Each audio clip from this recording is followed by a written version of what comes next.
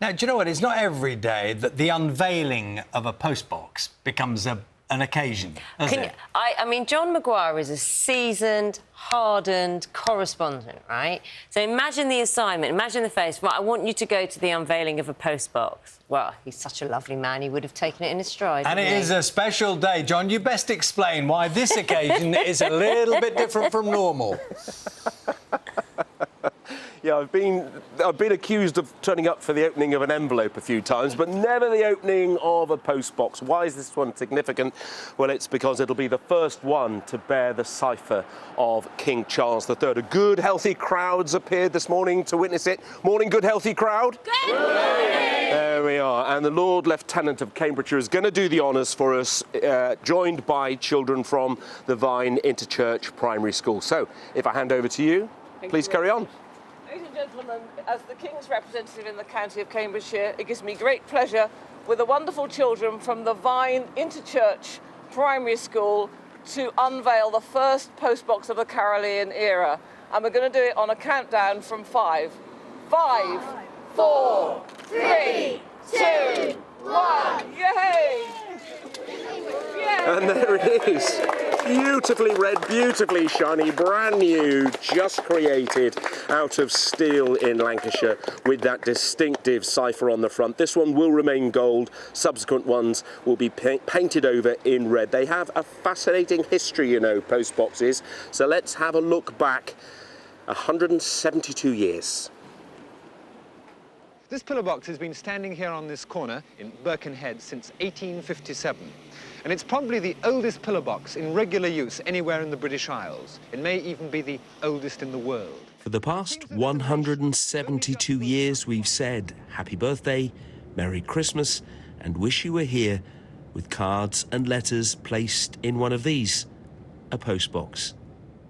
They were first trialled in the Channel Islands and were green, but later ripened into that world-famous red to make them easier to see.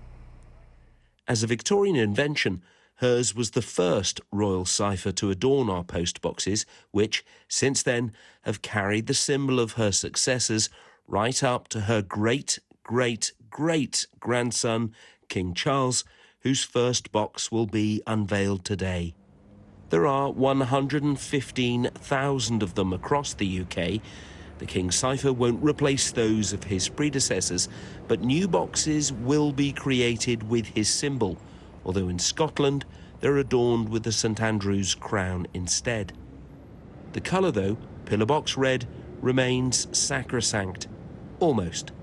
Most famously, in 2012, postboxes in the hometowns of British Olympic champions turned gold, the athletes' favourite colour.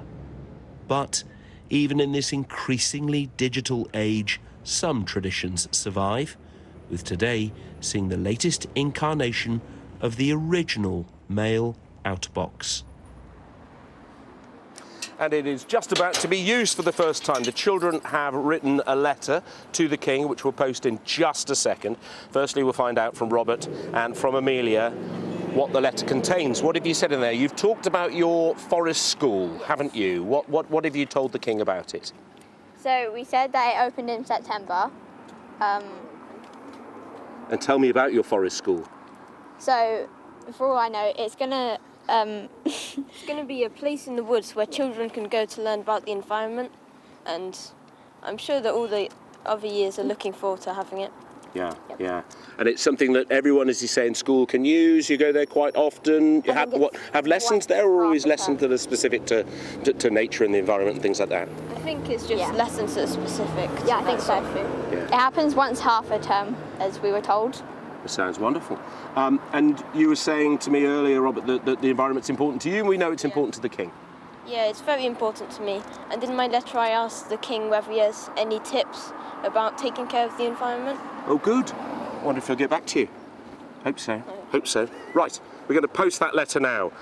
So Agatha and Miriam are going to do the honours, and the crowd will once again go wild, I think. So if you folks can post that for us. Woo! Yeah. They're easily pleased, this bunch, I must say, here in Camborne this morning on a chilly Friday morning. So that letter will be collected later. What time's it going to be collected later on? What did it say? Last collection time, 5 p.m, Monday to Friday. So that'll be winging its way onto Buckingham Palace. We'll have a chat with Chris Taff from the Post Office Museum and with David Gold as well from Royal Mail. Chris, they're distinctive. We know them. They're iconic. People take photos of them, overseas travellers and visitors. Tell us that, so this will be the first of its kind, we know that. Are they replaced? How does the system work, and why does it work the way it does?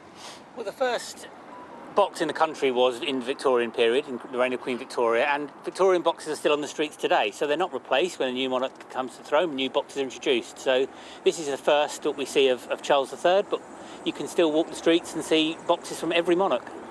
And David, there's a rolling system of replacing them. Email is so dominant these days, but are they here to stay, or are they a thing of the past, do you think? Oh, I think there'd be an outcry if we got rid of postboxes. I mean, it's like the ravens in the tower. The country would fall.